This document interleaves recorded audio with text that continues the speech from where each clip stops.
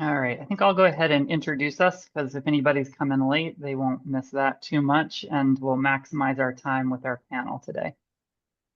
So welcome everybody. Thanks for joining us. My name's Liberty, and I'm a member of the Firestorm Collective. And today we are really excited to be hosting independent researcher Yavor Tarinski in conversation with fellow social ecologists Andrew Zonneveld, Eleanor Finley, and Modibo Kadalie to discuss Yavor's new book on the politics of direct democracy, right here. And that is out now from On Our Own Authority. If this is the first event you've been to with us, Firestorm is a 17-year-old radical bookstore owned and operated by a queer feminist collective in Southern Appalachia on the land of the Cherokee people. We do a lot of in-person events, and we also really love hosting conversations like this one online. We don't do as many of them as we did during the heyday of the pandemic, but it's still a treat to be able to connect with folks across borders, which is very much the case right now. I will also mention that on Wednesday, we'll be hosting author and organizer Kelly Hayes in conversation with Ash Williams.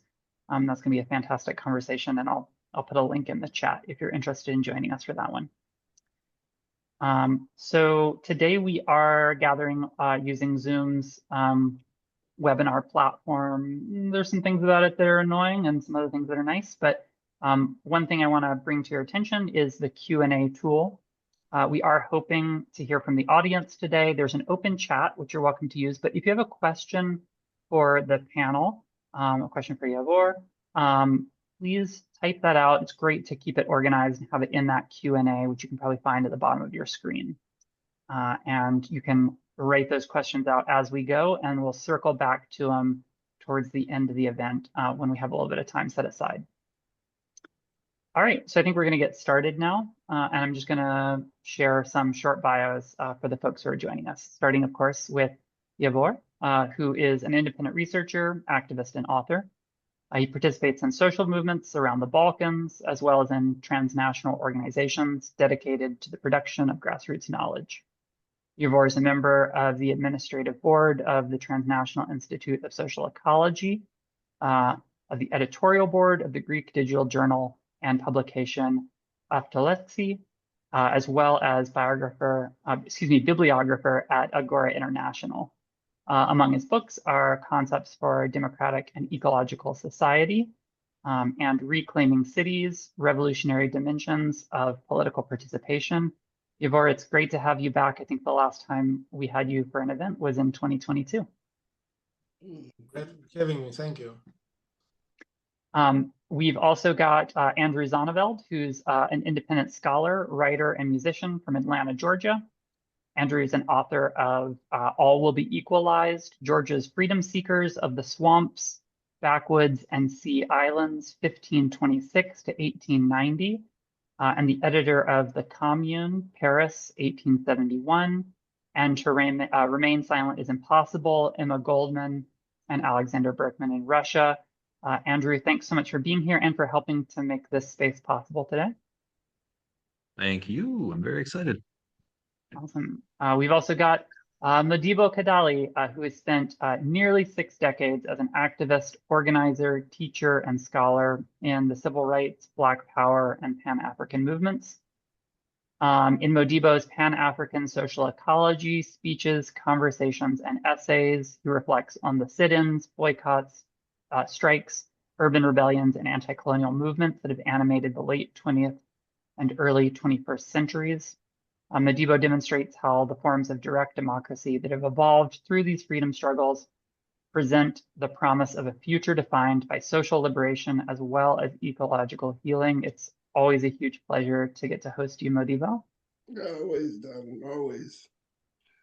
And for folks who don't know, Andrew and Modibo comprise part of the driving force behind On Our Own Authority, the publishers of this fantastic book, as well as a brick and mortar community event space and bookstore in Stone Mountain, Georgia, which of course you should all visit if you're able.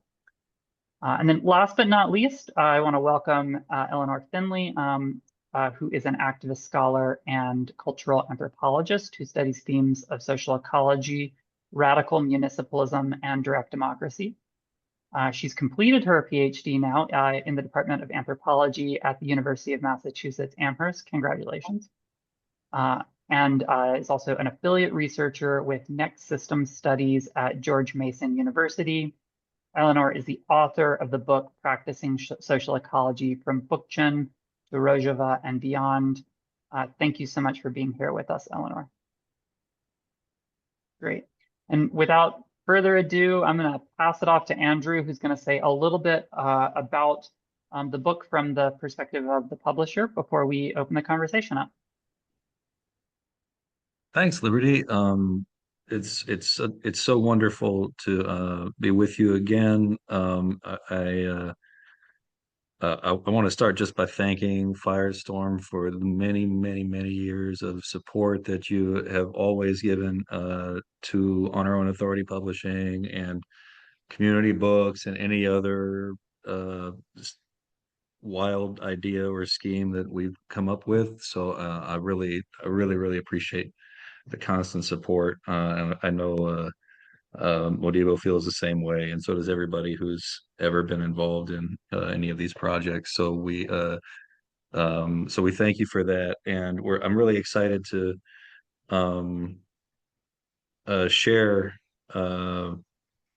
what the modest work we did on Yavor Tarinski's Horizons of Direct Democracy. Well, first of all, for everybody else in the room, I want to just say that assembled here is the full team, the full cast of characters who put their heads together to make this book a physical reality.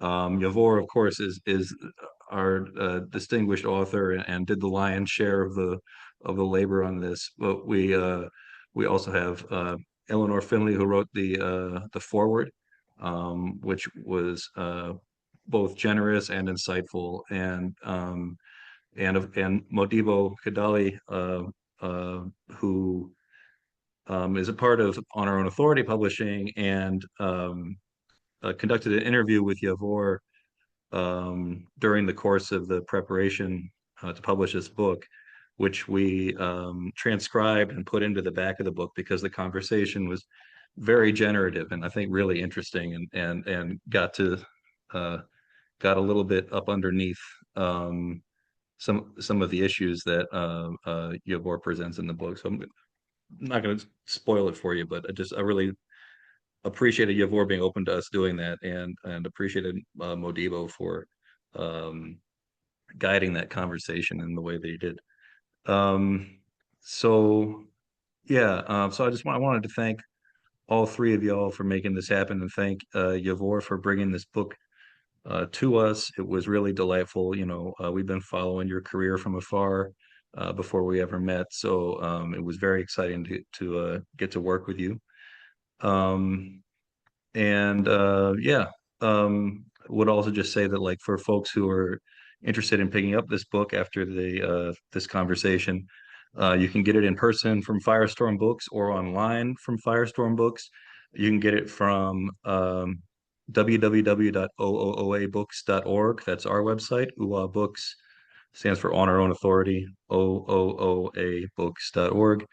And if you're in the Atlanta area, you can stop by and see us at Community Books in Stone Mountain. It will also be available in Canada shortly, and I guess I don't really have enough information on that, but there is a Canadian distributor coming. So from there, I want to introduce.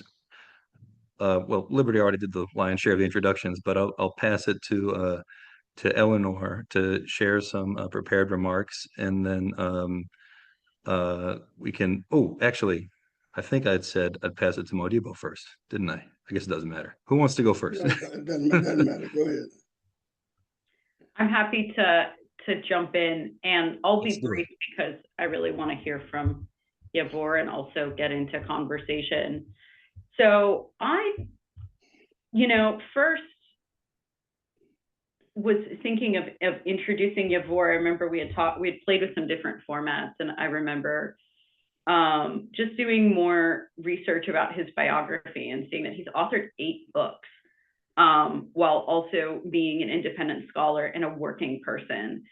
And I think really it's just impossible not to be so incredibly impressed with your work, both in terms of that, you know, just the amount of things that you've been writing, and also the scope and the depth with which you've been thinking about direct democracy. In this book in particular, I see really a deep dive about direct democracy that I've wanted to see for a really long time. I think many of us, even in the intellectual spheres, thinking through direct democracy as a revolutionary alternative, we're often kind of in this space of explaining the nuts and bolts to people.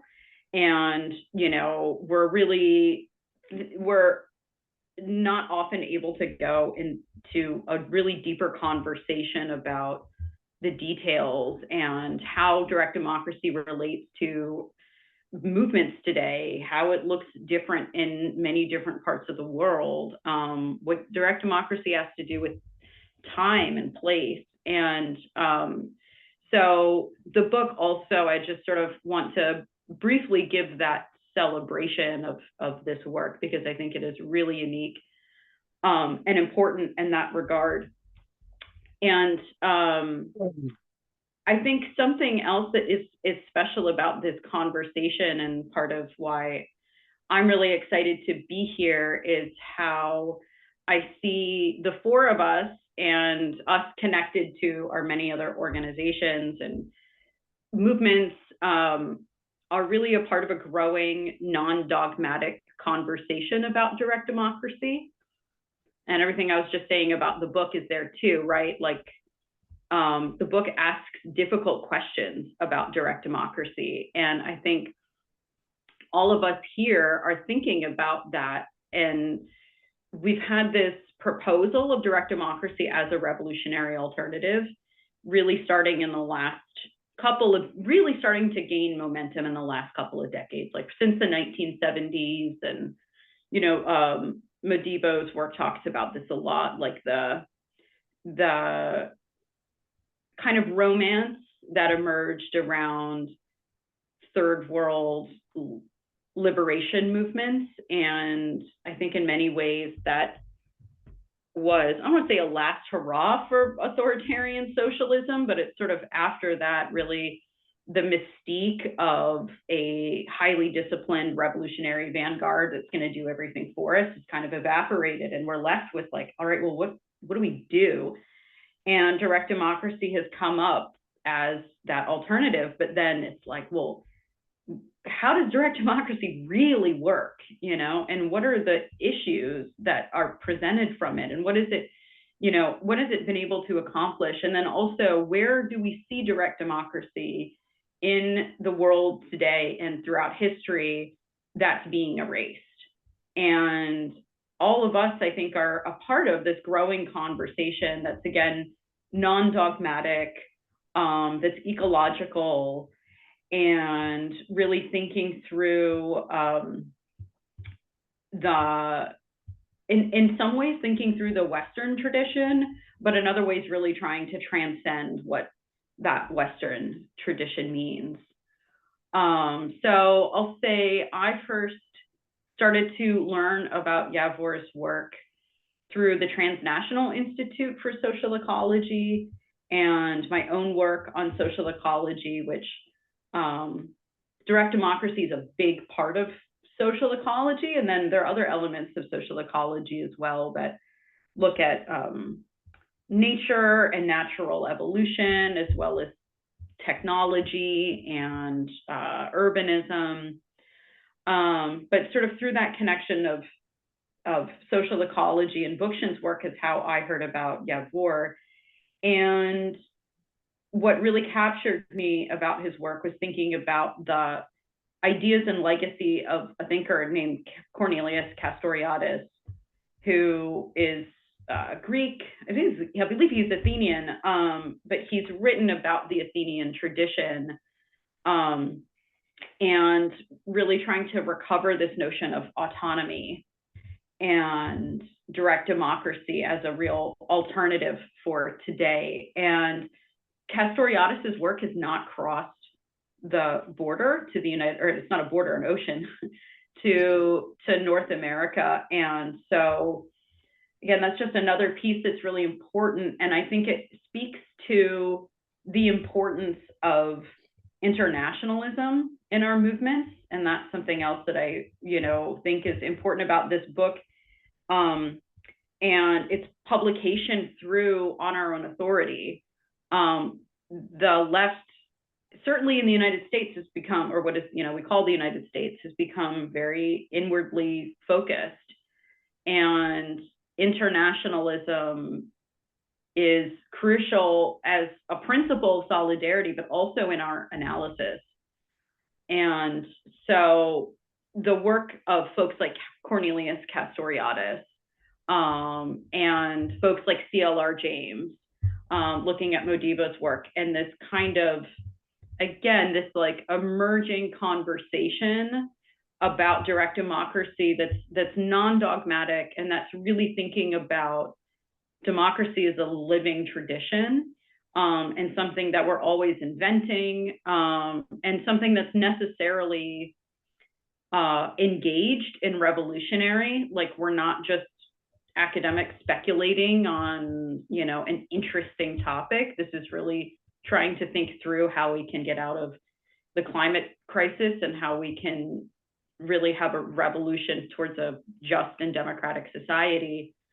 These are all just important points that attracted me to the book, that I think is really salient in the work of On Our Own Authority. And I'm just really pleased to be part of it. So I'll leave my remarks there, and I will pass it to Modibo. Yeah.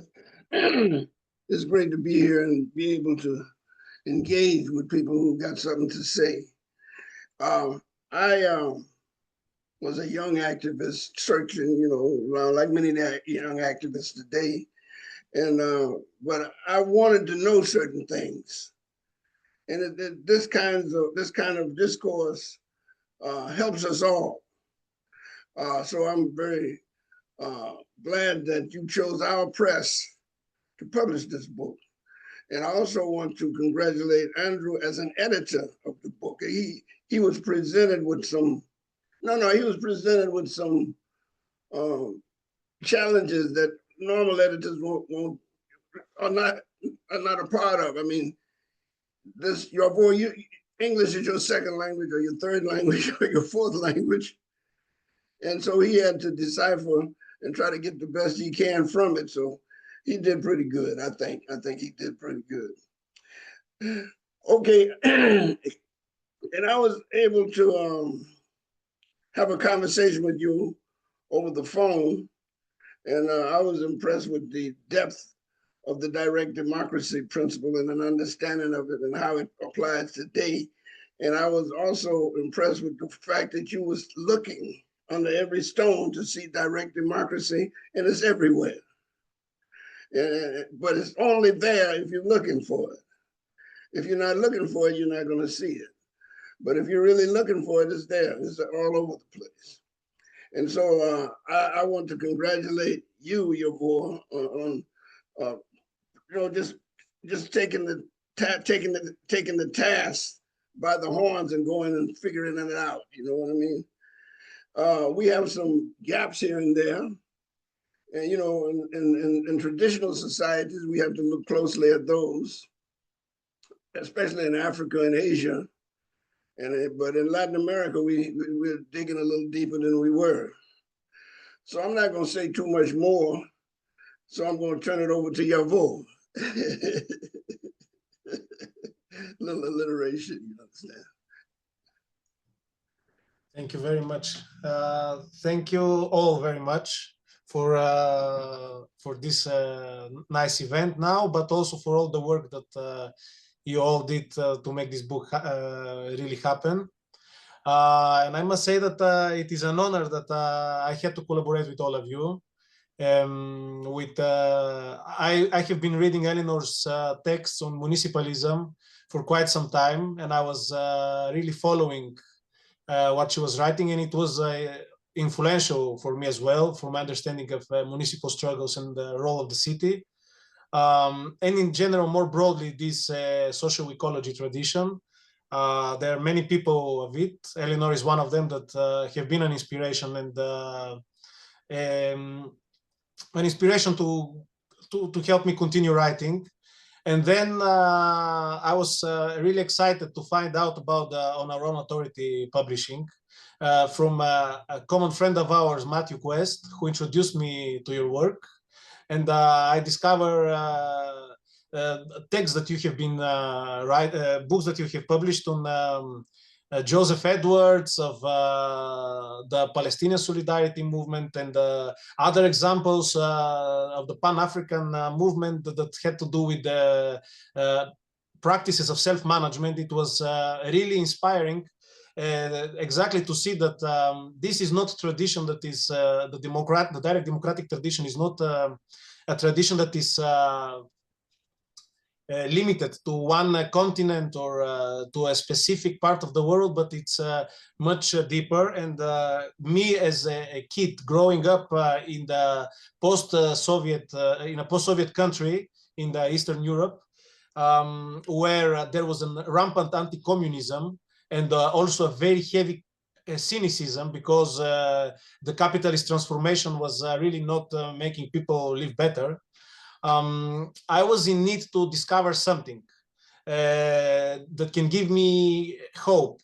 And I discovered anarchism and different ideological currents that were, however, quite dogmatic in their outlook. And it was really when I discovered people like Castoriadis, like Bookchin, and later on like CLR James, that were really like people that whose thought was not strangled by ideological dogmas.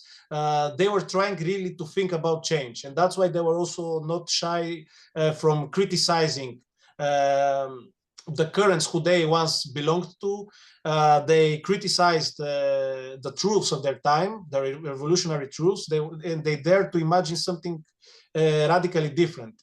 And it was from these figures, as well as people like Hannah Arendt, who all of them gave me this push into digging into what direct democracy is. And this book, like my previous ones, it's also one other dimension of my political activism. Yes, I'm not just writing them as a propaganda tool. I'm trying to look in a tough way at this matter. It's not just like everything will be rosy after a revolution and direct democracy will solve our problems.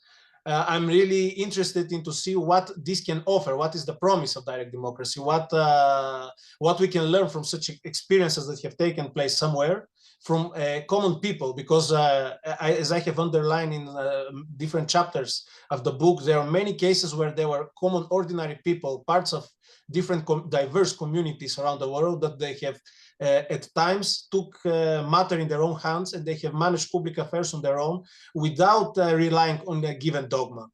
And this was really the thing that I'm interested in. I'm not seeking for a homogeneous, ideologically coherent society that will have all members of it agree, but how we can create the foundations on which a diverse collectivity, such as a society, can exist on a stateless anti-capitalist basis. This is what really concerns me, and that's why this is also one of the main quests that I have put before me in writing this book, to seek the dimensions through which we can get a specific institutional framework, because we speak of institutions. Direct democracy is not simply some processes like referendums or assemblies. It has to do with the whole institutional skeleton of a different society that will allow for power to stay at the grassroots level and not be centralized at the top, somewhere at the top. And if one looks at the book, you'll see that there is also a lot about ecology and also a lot about urbanism and cities.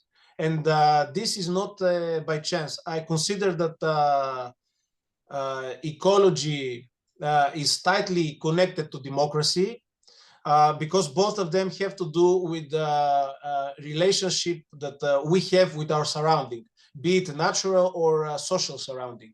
These are both, for me, terms that ask us to break hierarchies in the way that we look at both natural and social surroundings, and that we interact with each other and with nature on an equitable basis. And the question of the city, for me, it was always important since I discovered both Castoriadis and Bookchin, because I think that the importance of the city is that we saw the emergence of a public space that is a space where we participate as political beings and not as members of a clan, of a family, where there is no blood bond between us, but there is a political agreement, a kind of social contract that we have all agreed upon. And it is like CLR James very correctly say, this social contract has nothing to do with elites and with governments. It is between us as people. And as long as it does not serve our needs, it is up to us to reshape it and change it. And we have seen recently in our days in distant places around the world, for example, in the Middle East, the communities in Rojava have created a very radical political system where they have introduced a social contract that is based on direct democracy. And then in the other side of the world, there is the Zapatista communities, which are trying to do for decades something similar, and they're quite successful in my opinion. And we see that in both of these cases, there is actually dismantling of dogmas. Both of these experiences experiencing real democratic plurality of ideas and of experiences have allowed them to engage into a deep self-criticism. Zapatistas have recently go public with the criticism of their social structure until now, and they have said that they're further decentralizing their movement, even though their movement, their social structure was until now much more democratic than anything else we have in our countries. But nonetheless, they could still criticize it and further deepen their democracy. And the same thing we have seen with the Kurdish movement, which has criticized some of their, we could say, wholly national structures like the PKK party, for example. They have managed to criticize this, that we could see that in many parts of the world, it could be much more painful and difficult to engage in some criticism and even dismantlement of such historic structures, but they are managing to do it, and I would argue because of their deepening their democracy day by day, assembly by assembly, decision by decision. And I think this is an effort of mine to contribute to this broader dialogue. The book, as one can see, it's not intended as a manifesto. It is not a blueprint. It is an attempt to contribute to this dialogue that I think that began with was reignited by the Occupy and the Square movement at the Arab Spring throughout squares around the world, of what is the alternative, an alternative that won't be parochial, that won't be eco-fascist, an alternative that will be democratic and ecological. So I try to put some principles, some understandings of mine, and contribute to the broader democratic tradition, what I would call a democratic tradition of plural voices from throughout the world, from different genders, for people that try to think about equality, because ultimately democracy is about equality, not as an end goal, but as a starting point. Because one of the problems of the authoritarian left is exactly because they place equality at the end, somewhere at the end. While for me, the democratic tradition starts with placing equality as the stepping stone from which we should start acting.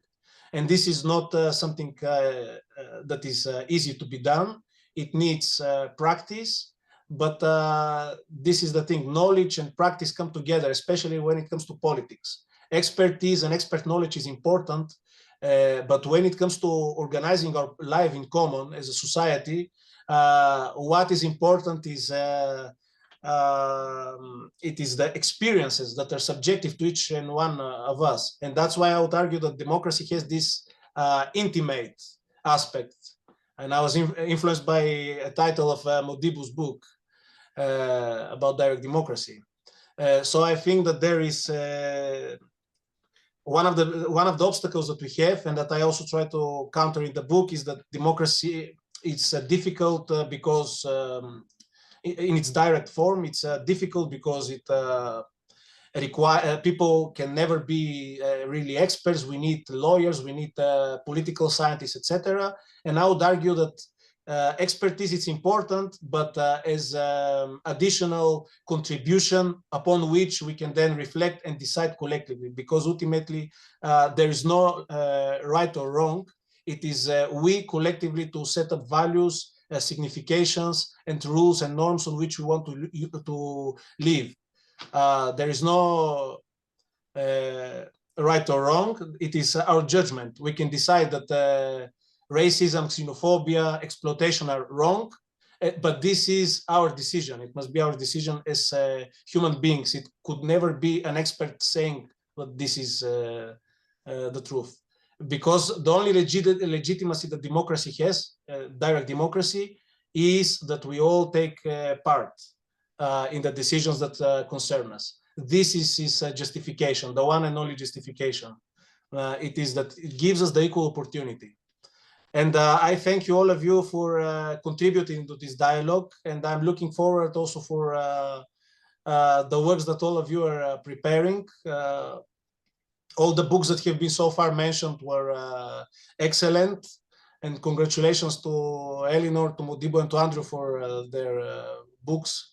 I think they're a very important contribution, and I think great inspiration for people worldwide. Take it from me that I live in the other end of the world, and I was greatly inspired. So I think that we can now have a discussion. Absolutely. I wanted to thank you, Yavor, for that. I think those remarks totally grounded this discussion. I did want to just briefly point out, I mentioned earlier that this was the full team of people responsible for producing the book. That's not true. I left out Julia Simoniello, who designed the cover, and I would be remiss if I didn't shout out Julia, my dear friend. I'm very, very sorry for leaving her out of my earlier remarks. I had a couple questions for Yavor that I prepared earlier, but does anybody else have the same, or what do y'all think? How do you want to go from here? I have a question for you, Yavor. Go ahead. Do you say go ahead? Yeah. Yeah. So my question is if you could say something about the state of autonomy and self-determination in Athens today. You live there. Athens is famous for its neighborhoods that are at times really self-determining. There are autonomous buildings, blocks. Refugees have been a part of this in having autonomously run communities. And people in the United States, or in Turtle Island, what is now called the United States, don't really know about it. And I would love if you could share more about what's going on there today and how you see that as related to this legacy in the city, and if you indeed do see it as connected. Should I go ahead? Yeah. Okay. So Athens is a melting pot. It's a big city, very diverse, very multicultural, and this is great. It's very vibrant. You can say it's a city that never sleeps. All the time there is something going on. And it has the truth is it has a huge autonomous and leftist movement. However, when you're on the outside, as I was before I arrived here, things can seem often much more grandiose than they really are once you get to experience it. So when I came to Athens, I expected to see, I guess, more idealistic. I was more idealistic about it. Then when you get to experience it, you realize that things are much more rugged and rough around the edges. But nonetheless, there are many squatted places and social centers, self-organized social centers. There are a lot of political assemblies going on. There are many tendencies, which is something that I see as positive because it gives space for different people to participate in different. I would say one of the things that is, how to say, is a minus, is a stain, that is a problem that it's due also to the geographic and historic reality of Greece, is that it has like a strong authoritarian Stalinist left current within the broader movement. It's one of the few countries in Europe where the Communist Party is like one of the big parties in the country. It's always like in the third or fourth position, which is like a Stalinist party. And then there are like many smaller parties that are also on the Stalinist path. And there are explanations about this. Greece had very strong communist movement before, during, and after World War II. But was not included in the Soviet bloc of countries. So there is this romantic view of what the situation was in these countries. While me coming from a post-socialist country, I am strongly disenchanted about it because the legacies are there. I personally know old-timers that have went through the hell of the gulags because of their political ideas. It was not something uncommon. But nonetheless, it is one of the few places in Europe where so many experiments in self-government are taking place. And I think this is important. And of course, what is happening in the US affects all the other world.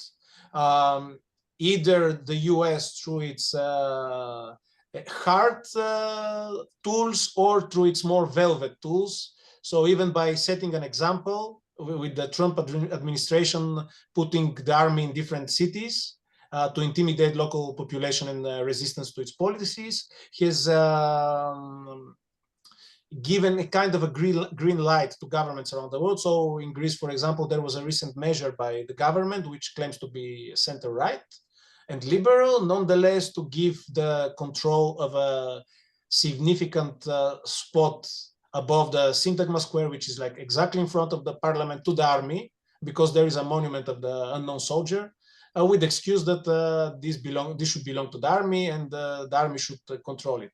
Which of course means that the place in front of the parliament where people will usually go to protest will now be guarded not by police, but by the army, which is a significant setback on democratic rights, or what comes to be perceived as democratic rights today.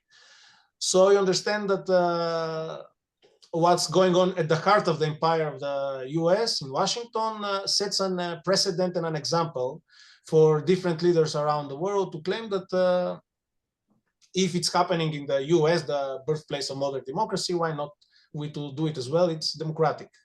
And it's even worse when you have all the major powers in the world, and most importantly, US and China, going in this authoritarian trajectory, both of them. I mean, China was already, but the US is now also sliding into authoritarianism. It gives this, let's say, attraction to authoritarian approaches. And different governments, like the one of Viktor Orban of Russia, being given as examples of local stability, etc., it's only further problem. But it is good that social movements, it's not only Greece, fortunately, there are many places in Europe where there are strong social movements that keep the spirit of self-management. Although now I would say that kind of the tendency of social ecologies was never really that strong around here, but have it in mind that in Balkans, due to historic reasons, we're some years back in the dialogue, and I hope we'll catch up at some point. And Castoriadis, who was mentioned, he had to be saved from Greece with a ship because he was on the hit list of the Greek Communist Party, and he had to be saved to France on a ship with other notable Greek scholars to be saved by the forces of the fascists that were backed by the US and England, and to be saved and also by the Stalinists, and to be saved to France. So it's and while in the countries of the socialist bloc back then, most of the radical voices were either annihilated in the gulags or were silenced and into submission and threatened to a degree that they didn't dare to reopen their mouths. So things are difficult here, and I guess Greece is one of the very few examples, especially around the Balkans, where the movement is so strong and vibrant. Andrew, I have something to say. I just wanted to talk a little bit. I want to ask you about the immigration and the Mediterranean basin as a whole, because I'm beginning to see that as an epicenter of a lot of transnational activity. But before we get to that, I want to say something about our little publishing house. We have developed a style. So your book, when it comes into being, it will be just like it'll be a part of a collection, Yavor. And we have developed a style where we can get the most out of the dialogue. We have the book itself, a good introduction, but we've decided to develop an interview with the author, which I've conducted with you. I'm pleased to say that we had a productive session, and put that in there so that can be, and the book is smaller. These big, these big volumes with all, these big thick volumes that used to be part of the situation earlier, nobody reads that stuff. But your book, we hope that in the motion, in the social motion, you'll find some of your book in a backpack of an activist who's, in a struggle, you know what I mean? And we've had that with the forest movement here in Atlanta. Now, what I wanted to ask you is two things. I want you to give me two types of comments on how do you see this migration movement throughout the Mediterranean? Because we see a lot of boats coming and going with people on them. In the Caribbean, you see a lot of boats coming and going with people on them. The other thing I want you to bring to our attention from your perspective is how do you see the housing, the urban housing movement, that we have a lot of homelessness in the United States, and that's a part of it too. So if you could direct some comments in both of those directions, I would appreciate it. Yeah, okay. Thank you for the comment. I would say, first of all, the question of migration, we can say that we see an intensification of militarism and of war activity in the broader Mediterranean region. And this only makes the life of people in Africa and in the Middle East much worse. So the waves have increased of migrants for various reasons, and this is understandable. And the problem is that EU keeps this hypocritic kind of like liberal discourse of protecting human rights, etc. But at the same moment, its border police and border governments are violating human rights all the time. And then go to news and openly lying about what they're doing. And also there is this unwritten policy in many of these countries that are on the borders of the EU, where different far-right groups are like trying their best to make the lives of all the migrants that manage to reach into the urban centers into a living hell, so that to send the message that don't come here, you'll have bad experiences. And often these groups act in accordance with the police. They have this carte blanche to act as much as they want. So things are very bad. And also the EU is funding these camps for refugees and for migrants, which are basically concentration camps. And there is this policy to keep them out of cities, especially in Greece. They keep them out of cities, segregated, which create this situation of ghettoization. These people stay there, separated from the rest of the Greek society. And then you have the mainstream media that all the time tries to shift attention away from the problems of locals, away from the fault that is of the government, of the previous governments as well, and into these marginalized groups that are segregated away. So there is not really this place where these two peoples can meet and really break the stereotypes that are being built. And so there is a lot of xenophobia that is being built up throughout the Mediterranean, from the European side of the borders. But nonetheless, there are still, and this is important, that there is still a lot of humanity among the locals.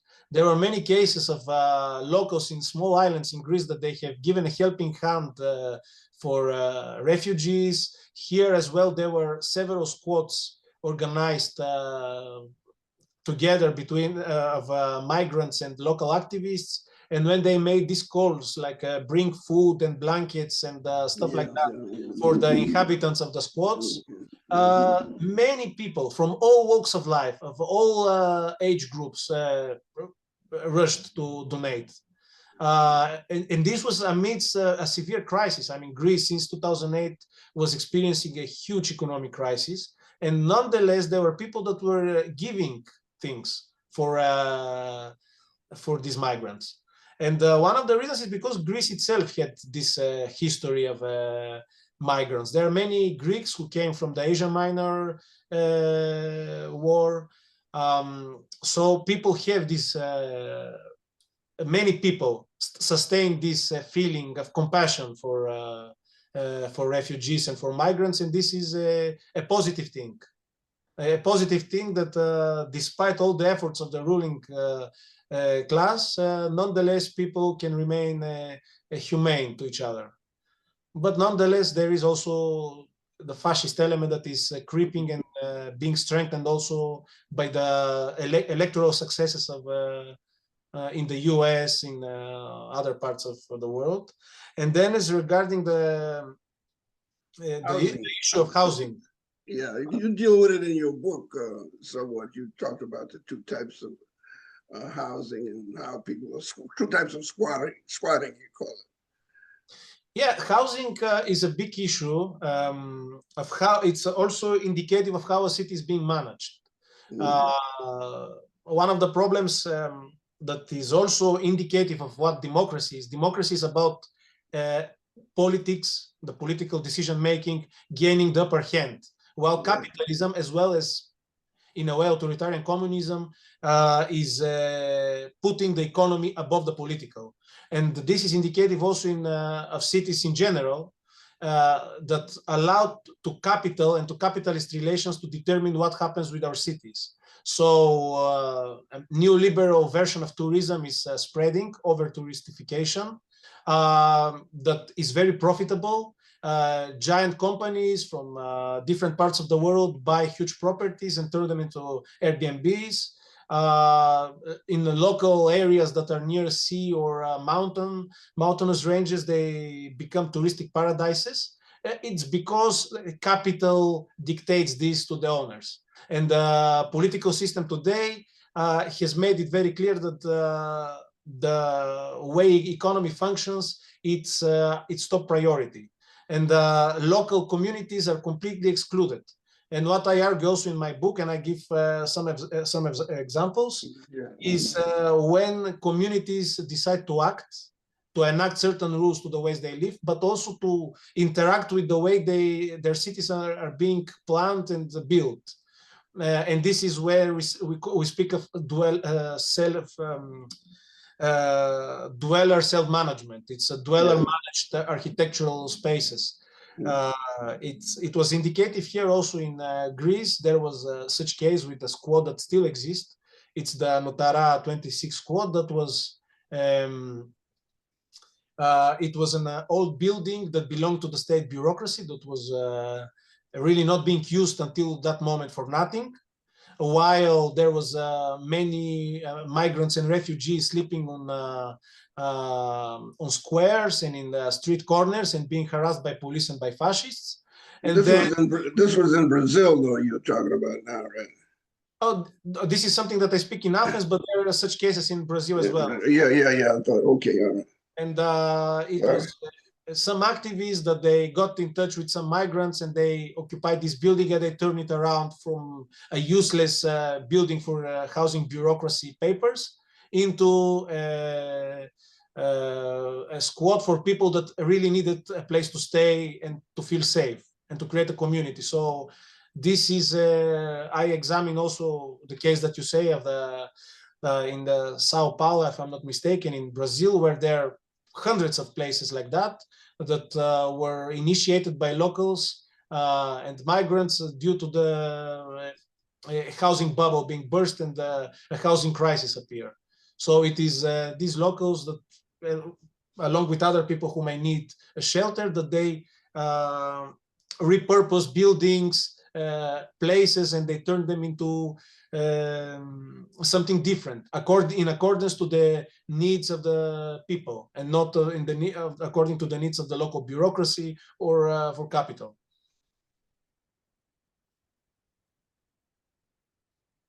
That was great. Thank you, Yavor.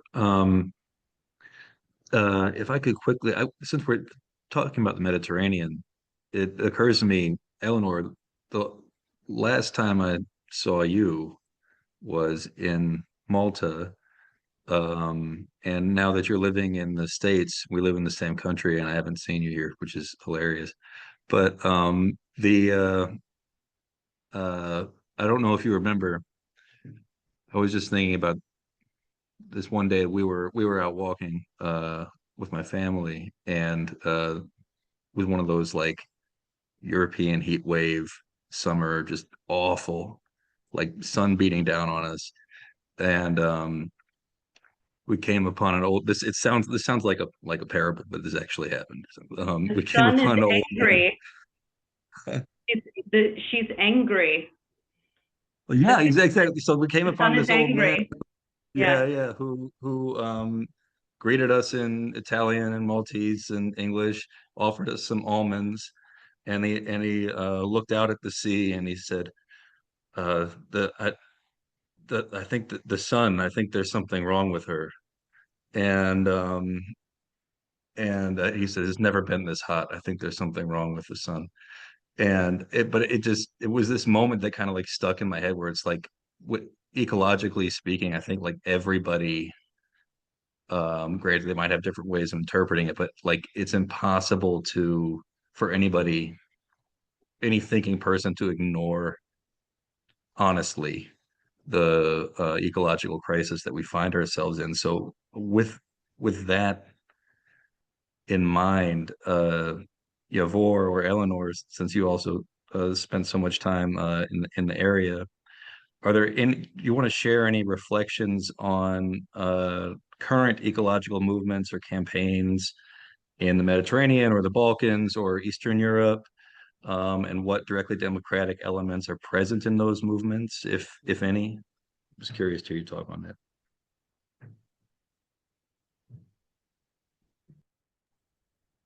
Yeah, I remember that experience really well.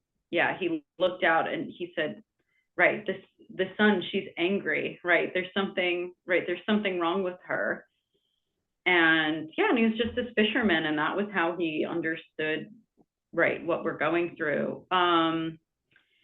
And from my experience, and it's now been a couple of years since I was living in Italy for a number of years, and it's been a few years since I've been back. But when I left, I remember literally in the days that I left, the region that I had been living in the Northeast, called Udine or Friuli, Venezia Giulia. It's northeast of Venice. It's actually quite close to Slovenia in the Balkans, and it's typically quite wet. Historically, one of the nicknames is the pisser of Italy, like the rain, because it's always raining.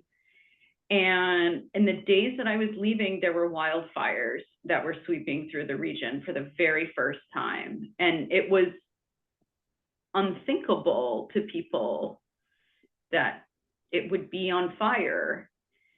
And I think things have changed a lot in just recent years. Like the droughts were getting worse, the heat waves were getting really bad. Just as I was leaving. So I'm curious what Yavor has to say about this.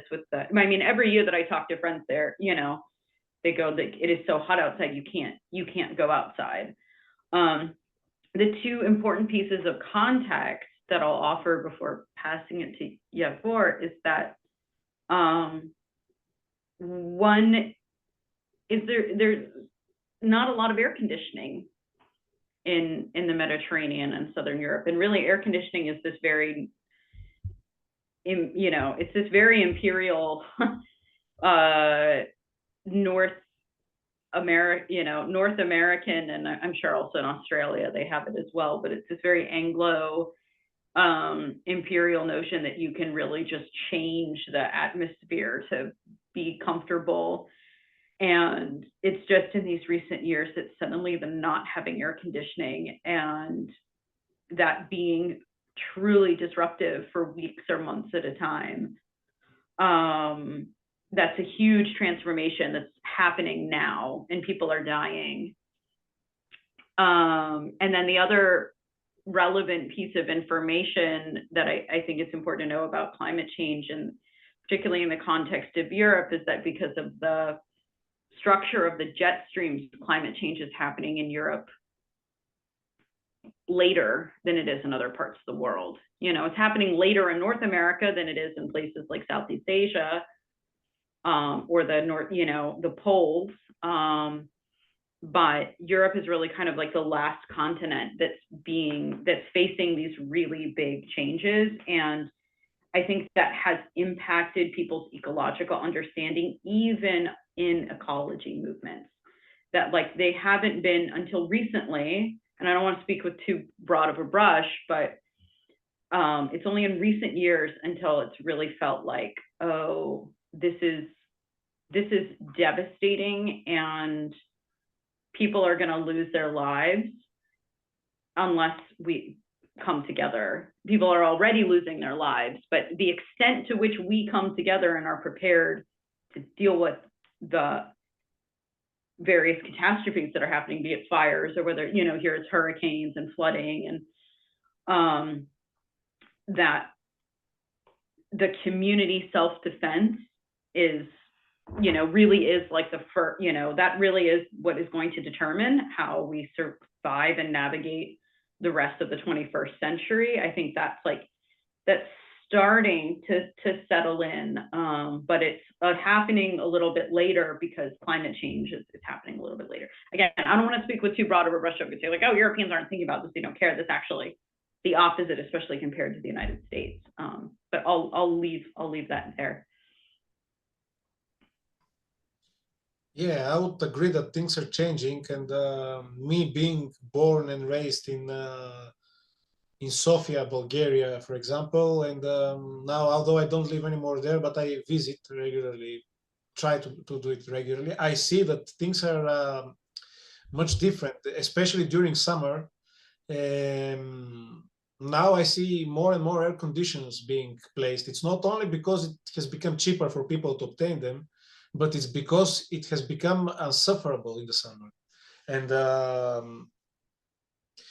also things are being made worse by the way that urbanization is being developed. In Athens, this is specifically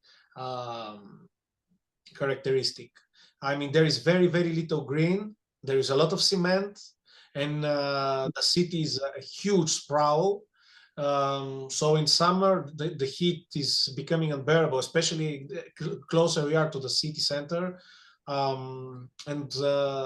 are various reasons that contribute historically to this, but anymore there is no excuse for inaction. And one of the big problems of authorities throughout the Balkans, but in Greece specifically, that I observe it, is that the governments put all the blame on climate change, saying that we cannot do nothing. This is stronger than us, so let's just try to make the best of what is going on, which is not the case. There are measures that can be taken. One of the things, for example, specifically for Athens, is that all the rivers that run through the city have been covered with cement, so to be made more space for building. So there are very, very little open spaces where the rivers are still free. They're mostly covered, which creates problems when there is raining. Streets become, because water remembers where it goes, so streets tend to become rivers. And we saw in Valencia what happened. The floods can become very dangerous in so densely populated places. And then in the summer, people's lives are in danger because of the extreme heat. So the easy solution for a typical consumer of a capitalist society is to buy an air condition and to act like, to pretend that he has a control in all this. Fortunately, there are many groups and movements around the Balkans that they have started discussing the question of degrowth, and I think this is very positive, because it's not simply switching to renewables to cover the 100% our current needs, because the 100% of our current needs are the problem. It's not it's not only from where we gain our electricity and our energy, but it's also the excessive energy that we need. And all this thing with every household having a couple of air conditions, and it's a huge part of the problem. It's not making things better, it's making them worse. And there are examples around the world where in a much cheaper way, cities can be made cooler. But the most easy thing is like open back the rivers, get them back to the surface, plant more trees. These are like the most basic things that we can start as soon as possible. The thing is that there needs to be a political will. And very often, common citizens around would agree on this. The problem is that the authorities, either local, either national, would not, because they would lose revenue. And there is a lot of capital that is interested, especially in cities like Athens, which gets such a rich historic heritage that is looked upon by the vultures of financial and real estate market. It's very difficult to resist them. It's only by organized communities, something like people have been trying to do in Venice, in Napoli, in Barcelona. All these are positive examples by social movements trying to impose certain self-limitation on their local geographies. The problem is real. The heat is becoming unbearable. The rain is becoming more and more dangerous, and there is very little political will.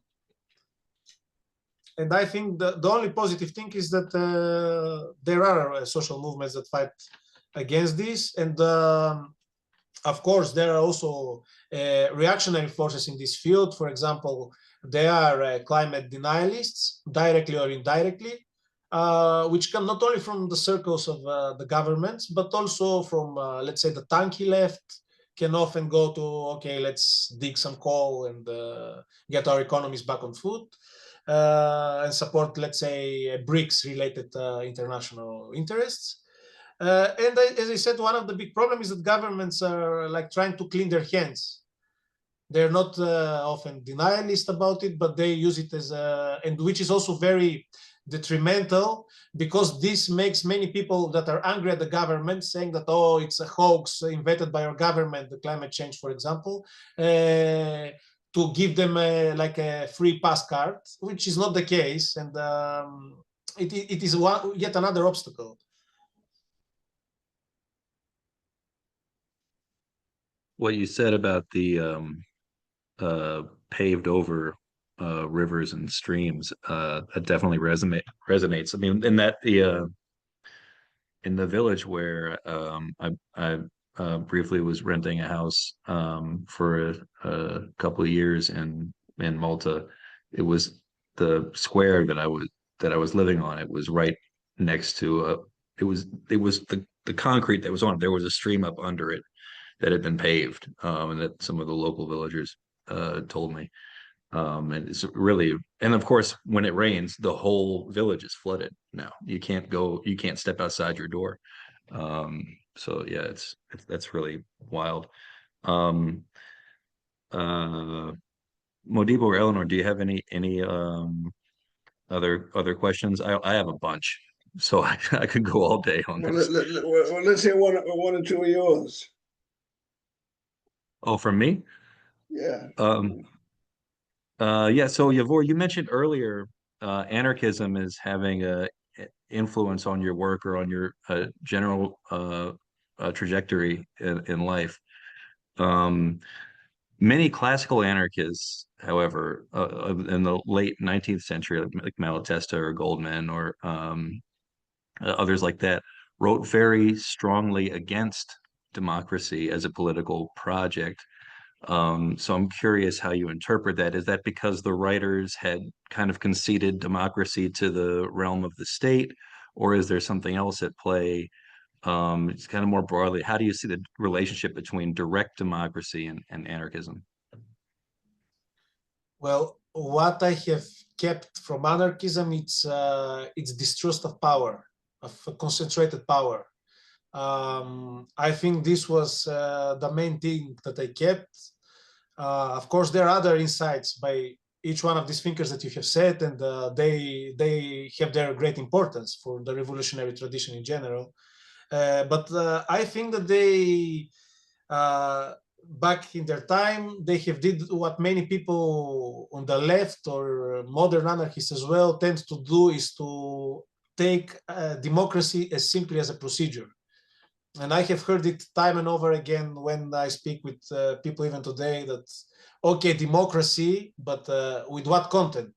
And I tend to believe that democracy itself has a content, a democratic content, a democratic ethos, if you like, because I don't perceive it simply as a process.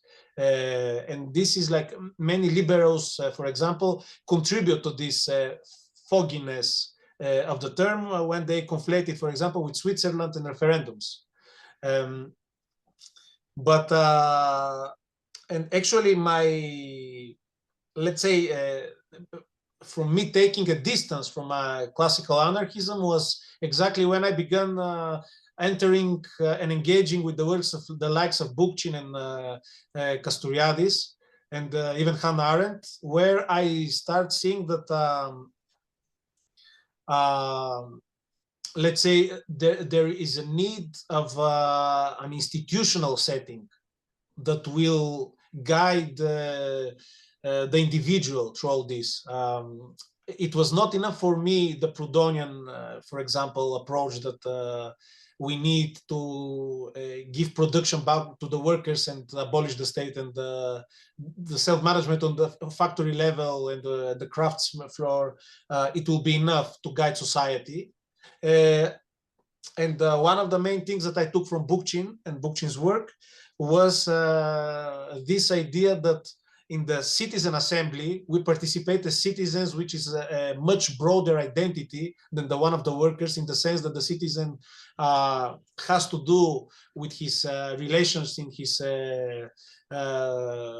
personal life, at the factory, or at wherever he's working, or he or she is working, in relation to nature. In the sense, the citizen is a steward of the natural environment and of its social environment. And so I start becoming more and more interested in the question of democracy. This is also something that Castoriadis reflects upon, who says that democracy is basically a regime of self-limitation. That is, we consciously decide that we set the rules to where we can go, and from where and after and beyond we don't agree to overpass. And this was very interesting because it goes then beyond, let's say, economism, and also it goes beyond individualism. We have to accept that we are social beings and that we have to set certain rules. We cannot exist without that. The question is, who gets to decide these rules? And I think this was the main thing that made me to engage with democracy, because they really took all these thinkers and many others, and very notably CLR James was later on, when I discovered him, it was a whole other thing, who shed a different perspective on the work of Rousseau, for example, and of all this tradition. And like you mentioned, Castoriadis was speaking about the ancient Athenian democracy, Bookchin as well. They were not trying to glorify it as some other people would like to do, but they said that there are certain lessons that we should take. And then there are also some lessons that should be taken from medieval communes in Italy and Germany, which were autonomous cities. There is in all these examples. And I think one of the things was that classical anarchists were very concerned with like creating this society of homogeneous human beings that will all be anarchists, that they will all agree on a certain set of values, and there will not be really that much need of political organizing. They will manage collectively production, and there will be to each according to his needs, according to also the labor that wants to provide voluntarily. And I think that this democratic tradition has helped us realize that it will never be enough for the state to wither away and to remain without the political sphere. Political sphere is emerging every time that we gather together, where human beings are gathering together. They are, even without realizing it, they're creating a public space, they're creating a political sphere. And the question is that at the moment, this political public sphere has been monopolized by the governments and the lobbies that exercise a certain control over them. And the question is that we should find ways to reclaim this. And one of the things is that we should realize how important politics is, because I find it also a lot in American actually outlets, where there is all this thing about how important the economic sphere is, and we should make workplace democracy and all this. And I think this is important, of course, but it seems to me sometimes also from abroad, but that there is an excessive focus on the workplace and of the economy, how the economy should be managed. But we forget that the economy has this role, as Karol Polanyi has shown in his magnum opus, The Great Transformation. It's exactly because elites had interest in liberating the economy from the control of the general public, and they're not interested into giving that control back. So the question is that how we'll manage to rebuild this control and to make the economy to work for us. But I think the tools are not economic, but political. We as citizens, that is, having in mind all spheres of life, a holistic approach, and not an economistic one.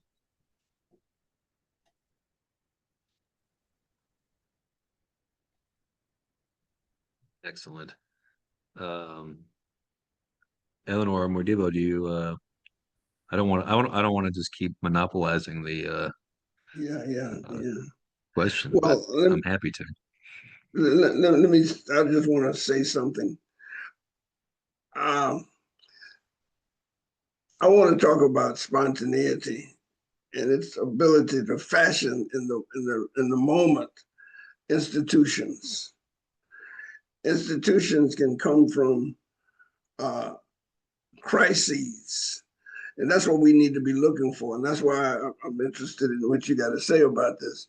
But Europe is on a trajectory where it's going to experience an environmental crisis or ecological crisis never before experienced. I mean, there's going to be people going here, going there, and the dolphins will reappear in the Grand Canal. They will. that was very inspiring to me. When during the middle of the pandemic, the dolphins appeared in the Grand Canal in Venice. You know? I hate to say it, it wasn't true. Oh, I'm so sorry. what happened then? What happened?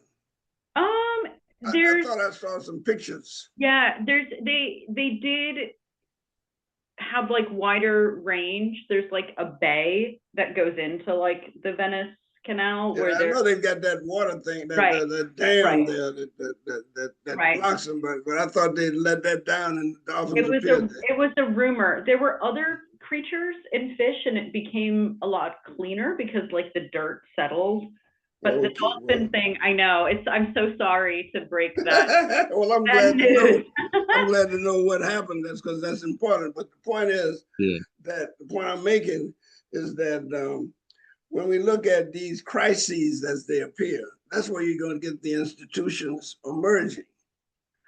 And what I'm seeing, or what everybody will see sooner or later, is that all over the world, with the sea rising and the populations moving here and there, there are going to be some self-organization of institutions that have to take place in order for people to continue to survive, really. And we need to keep our eyes on that kind of stuff. One of the interesting examples of institutions that are self-organizing and out of crisis, although not necessarily ecological crisis, I'm curious, Yavor, if I think might be related to Modibo's question, is how closely you've been following the student movement or the broader movement that erupted in Serbia over the last year. That was interesting. Before you go into that, can I jump in with a comment about the last topic? Go ahead and finish your question, but there's something I want to like slip in before we move on. Oh yeah, sure. I was just going to say, that you mentioned in your book that these movements incorporate that directly democratic plenum organizing model, which was inherited from previous movements in Croatia and elsewhere. And I was curious, kind of your evaluation of those movements through the lens of what Modibo said about the dialectical relationship between organization and spontaneity. But sorry, Eleanor, go ahead. It's okay. I'm also wondering, should I come back with my thing and let Yavor answer really quick, or really some sort of interjecting, or should I just mention? I don't know. Now I'm backpedaling on my suggestion. What's that? Go ahead. Go ahead. Yeah. So I just wanted to say quickly on this question of like looking at old anarchists and how they're really skeptical of democracy and they're very dismissive of democracy and their writing of democracy. I think one is that the model of democracy that they have in mind is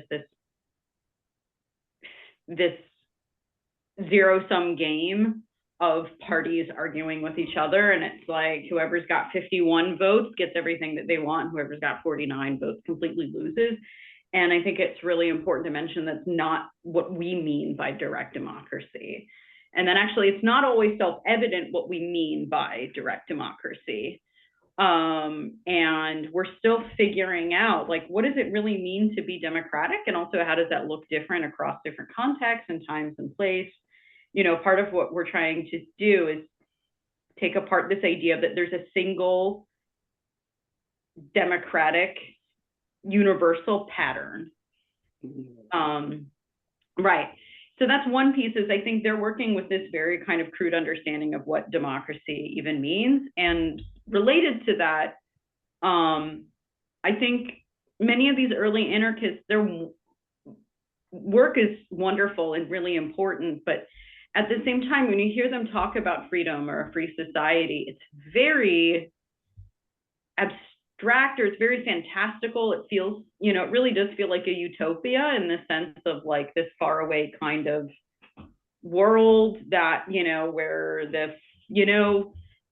the full noble expression of human goodness is like realized. And but it's kind of crude and reductive and doesn't necessarily deal with the practicalities of people dealing with each other, which is like really difficult and something that I think comes up for any of us who believe in democracy, which is like such an act of courage to believe in democracy, because there's all of these good reasons why democracy shouldn't work, right? Or like, you know, just people are ridiculous and difficult to handle. And so just asserting the possibility of democracy is itself an act of courage. And I think in our position, in our historical position, is we're looking much more at like, well, how does this actually work? And like, how do we make a movement out of this that many different kinds of people can be a part of? How do we create a popular movement?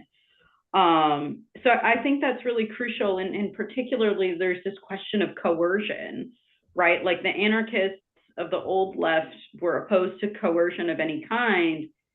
And yet a lot of their ideas, you know, in the anarchist milieu, some of them, 10 minutes, some of them, you know, became, you know, later on, some of them became pedophiles, or like they led to kinds of thinking, you know, like in Europe, you know, like in France in particular, you see intellectual movements that are like, you know, about like free love that is actually very patriarchal and oppressive and predatory. And so there's this tendency in anarchism that can go in actually a really dark direction.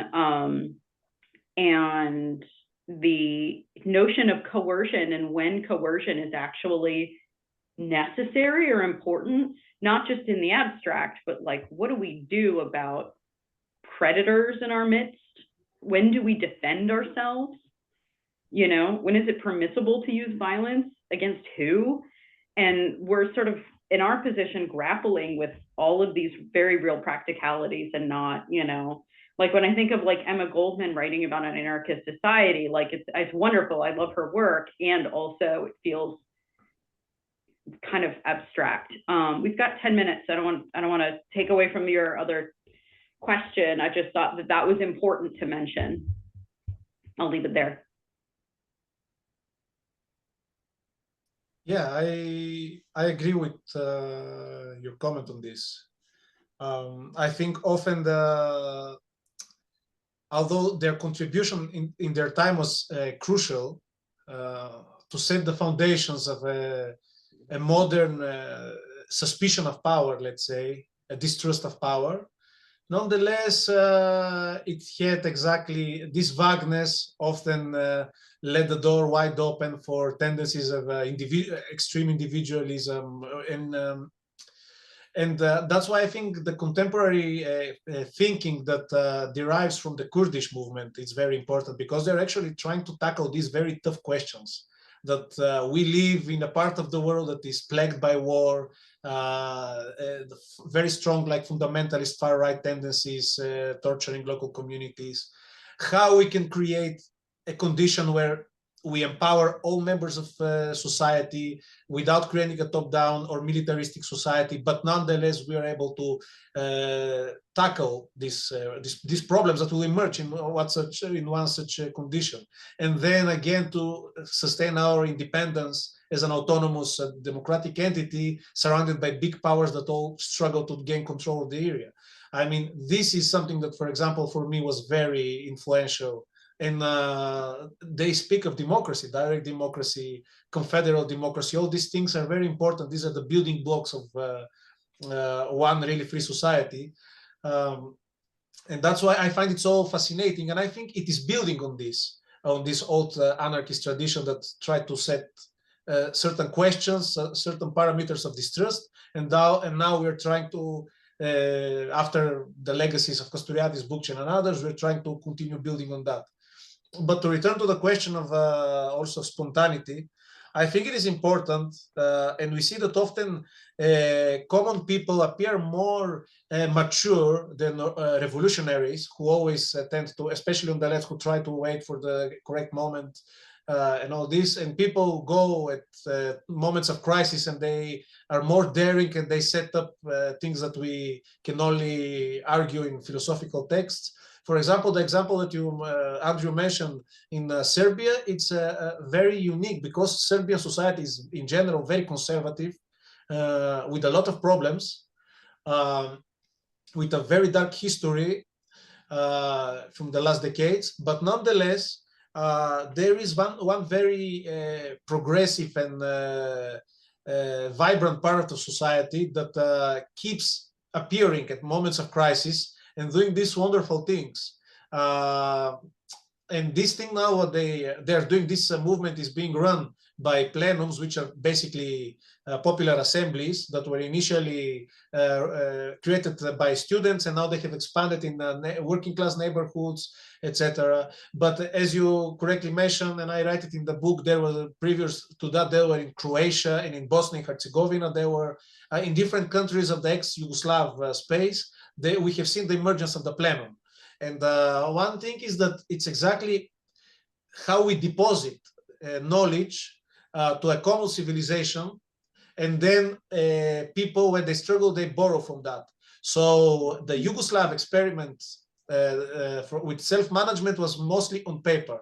There was a top-down management, there was bureaucrats running the economy and society, but nonetheless, there were some papers and works produced at that time that they tried to conceal all this beneath this ideological mantle that self-management was actually taking place. And there they speak a lot about these plenums, which is actually the meeting of the whole, of all members.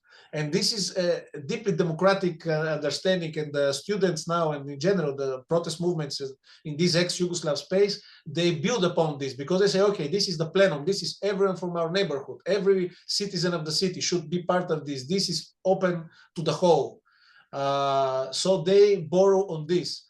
And probably one of my closing comments will be also a reference to a wonderful book, Facing Reality, by CLR James, Gracely Boggs, and Cornelius Castoriadis, where at the final chapter, What is to be done,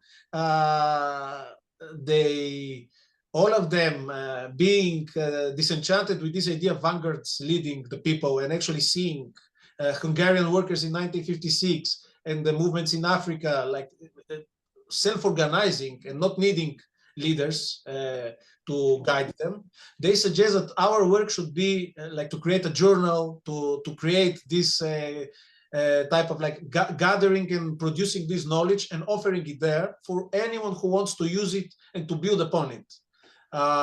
So that's why I have been very interested in the last 10 years into participating in this type of initiatives, because I'm not interested in guiding people or someone guiding me, but I'm interested in opening dialogue and offering this to the people, to the broader public, and let them do whatever they want with it, to deposit in this democratic civilizational paradigm and let people do with it. And we have seen that they can do wonderful things.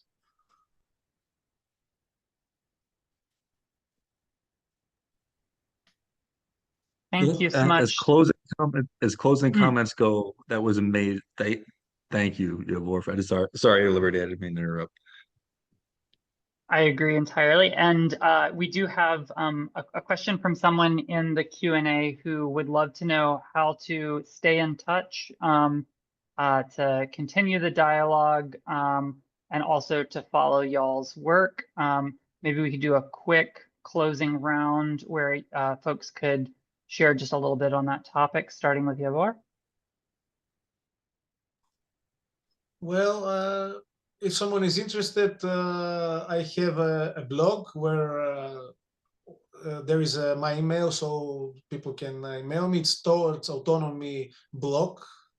I can post it actually in the chat section.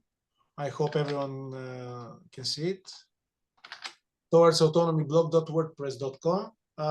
And also I'm on Facebook, on Instagram, so if you search me by name, you'll find me. I'm interested in continuing the dialogue with diverse kind of people, so of course feel free to contact me.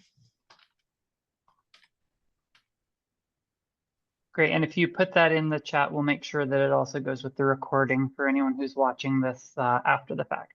Yeah, I just posted. On our end, you can find us at www.oobooks.org, and On Our Own Authority Publishing is also on all the social, Blue Sky, Facebook, Instagram, all that stuff. And yeah. I'm typing some things into the chat, like my social media. You can also follow some of my activities through the Institute for Social Ecology. And I'll write one more here, the project that I've been working with called Next System Studies.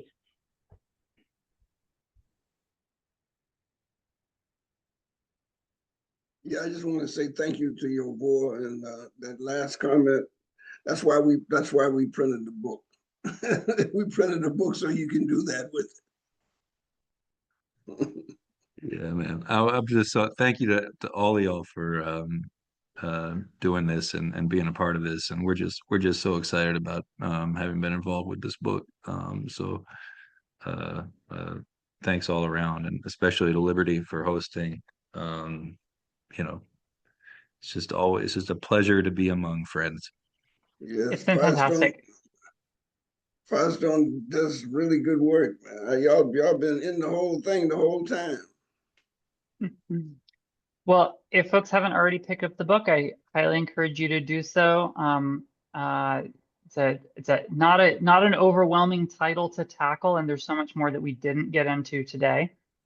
So on that note, I think we're gonna sign off. Thanks so much to folks who joined us. Thank you again to Yavor and everybody else who contributed to the production of this incredible book. And we'll hope to see you again soon. Thanks. Yeah, thanks, Liberty. Thanks.